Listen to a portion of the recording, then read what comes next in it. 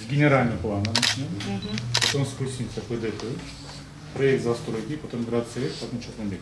Общественные слушания, самовольные, давайте начнем с Или этого. так давайте. Не выделяла? Зеленка да?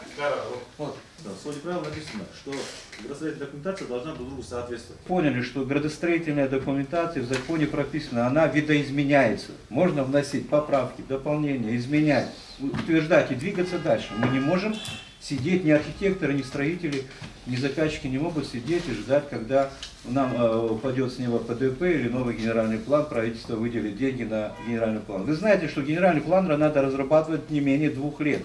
Поэтому от вас можно вот здесь различить. Допустим, вот Мастер-план и все прочее, это будет просто в бумагу такую превращаться. в городе продали, станете нужны. Чем бы? Это, мне кажется, давно было в разработке, еще в 2006 году генплан был.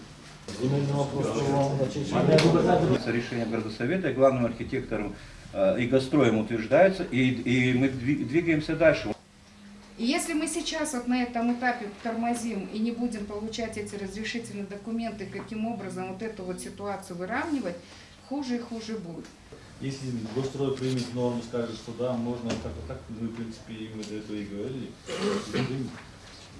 При осуществлении на земельном участке Владельцы права возникли до того, как в 2006 году.